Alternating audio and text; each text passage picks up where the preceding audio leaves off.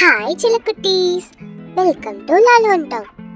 இன்னைக்கு நம்ம உயிரெழுத்துக்களும் அதில் ஆரம்பிக்கிற பெயர்களையும் பற்றி பார்க்க போகிறோம். நீங்கள் எல்லாரும் தயாரா? வாங்க போகலாம். உயிரெழுத்துக்கள்ல மொத்தம் 12 எழுத்துக்கள் இருக்கு. அதில் முதல்ல நம்ம பார்க்க போகிற எழுத்து ஆ. ஆக்கு என்ன வரும்னு உங்களுக்கு தெரியுமா? சரியா சொன்னீங்க. ஆக்கு அணில் சொல்லலாம்.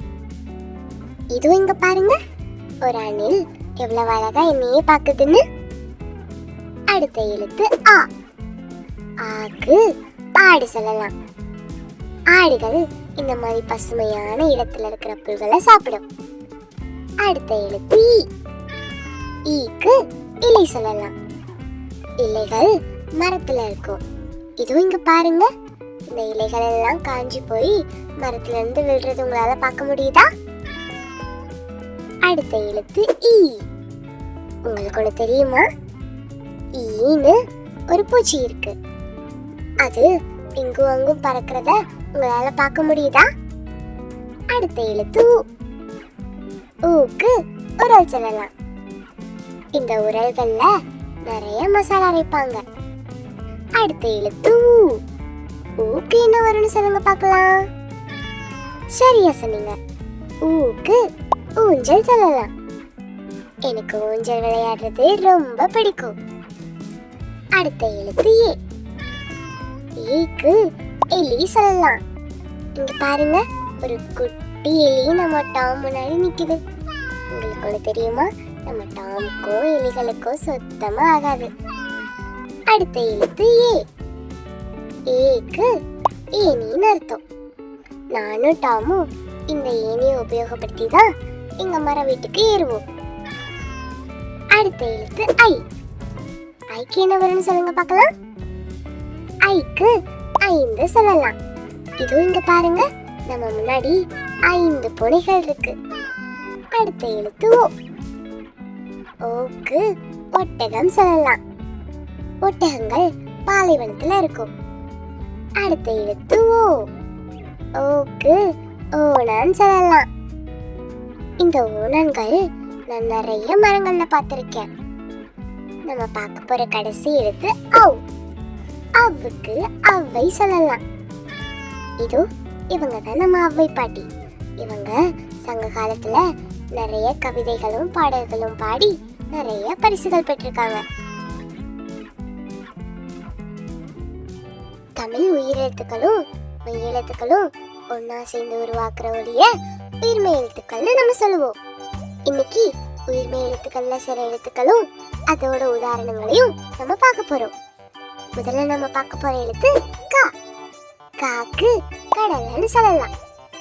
கடலை ஒரு உணவு பொருள். எங்க அம்மா சமைச்சு தர கடலைகள் எனக்கு ரொம்ப பிடிக்கும். அடுத்த எழுத்து கா. இந்த எழுத்து காவை நம்ம வார்த்தைகளுக்கு நடுவில் பயன்படுத்துறோம். ஒரு உதாரணத்துக்கு சங்கு. எனக்கு கடல்ல விளையாடுறப்போ இந்த சங்குகள் நிறைய கிடைக்கும். அடுத்த எழுத்து சா. சாக்கு என்ன சொல்லுவீங்க? சாக்கு சக்கரம் சொல்லலாம். அதுதான் வண்டி ஓடுறதுக்கு உபயோகமா இருக்கும். அடுத்த எழுத்து பார்க்கலாமா? அடுத்த எழுத்து ஞா. ஞாக்கு ஞானம் சொல்லலாம். ஞானம்னா அறிவுன்னு அர்த்தம். அடுத்து நம்ம பார்க்க போற எழுத்து டா. டாக்கு டமாரம் சொல்லலாம். இந்த டமாரத்தை பயன்படுத்தி நிறைய செய்திகளை பரப்புவாங்க. அடுத்து நம்ம பார்க்க போற எழுத்து நா. இந்த நாவும் நம்ம வார்த்தைகளுக்கு நடுவில் தான் பயன்படுத்துவோம். ஒரு உதாரணத்துக்கு நண்டு சொல்லலாம். நீங்க எல்லாரும் நண்டு பார்த்திருக்கீங்களா? அடுத்து நம்ம பார்க்க போற எழுத்து தா. தாக்கு என்ன சொல்லுவீங்க? தாக்கு தவளை சொல்லலாம். தவளைகள் குளத்துல குட்டைகள் எல்லாம் இருக்கும். அடுத்ததான் நம்ம பார்க்க போற எழுத்து நா. நாக்கு நெல் சொல்லலாம். இந்த நெல்களை நிறைய விவசாயிகள் விளைவிக்கிறத நான் பார்த்திருக்கேன். அடுத்த எழுத்து பா. பாக்கு பயிர் சொல்லலாம். என்னோட பற்களை பாருங்க, வெள்ளை நிறத்துல இருக்குல்ல. அடுத்த எழுத்து மா. மாக்கு மரம் சொல்லலாம். எங்க வீட்டு பக்கத்துல ஒரு பெரிய மரம் இருக்கு. நாங்க அந்த மரத்துல எப்பவுமே விளையாடுவோம். அடுத்த எழுத்து யா. யாக்கு என்ன சொல்லுவீங்க? ஆ, ஆமா, யாக்கு யானை சொல்லுவோம்.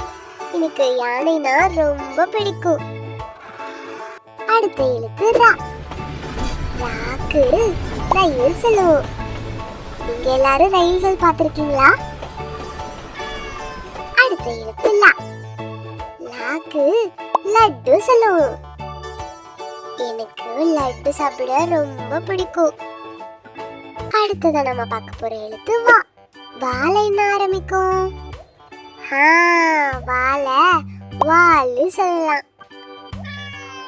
அடுத்ததான் நம்ம பார்க்க போற எழுத்து லா. இந்த லாவை நம்ம வார்த்தைகளுக்கு நடுவுல உபயோகப்படுத்துவோம். ஒரு உதாரணத்துக்கு பழம் சொல்லலாம். எனக்கு வாழைப்பழம் சாப்பிட ரொம்ப பிடிக்கும். அடுத்ததான் நம்ம பார்க்க போற எழுத்து லா. இந்த லாவும் நம்ம வார்த்தைகளுக்கு நடுவுல தான் உபயோகப்படுத்துவோம். உதாரணத்துக்கு வெல்லம் சொல்லலாம். சரி, அடுத்ததான் நம்ம பார்க்க போற எழுத்து ரா. பறவை சொல்லலாம். இந்த பறவைகள்லாம் வானத்துல பறந்து போறத பார்க்க ரொம்ப அழகா இருக்கும். கடைசியா நம்ம பார்க்க போற எழுத்து நா. இந்த எழுத்தையும் நம்ம வார்த்தைகளுக்கு நடுவுல உபயோகப்படுத்துவோம். உதாரணத்துக்கு ஜன்னல் சொல்லலாம். எங்க வீட்டு ஜன்னலை திறந்து காத்து வாங்கிட்டே நான் வெளியே வேடிக்கை பார்த்துட்டு இருப்பேன். ஓகே சின்ன குட்டீஸ், இன்னைக்கு நம்ம உயிர்மை எழுத்துக்களும் அதுல சில உதாரணங்களையும் பார்த்தோம். இந்த வீடியோ உங்களுக்கு பிடிச்சிருந்தா லைக் பண்ணுங்க, உங்க ஃப்ரெண்ட்ஸுக்கு ஷேர் பண்ணுங்க, அப்புறம் மறக்காம நம்ம சேனலை சப்ஸ்கிரைப் பண்ணுங்க. அடுத்த வீடியோல பார்க்கலாம். அது வரைக்கும் tata, bye bye, see you.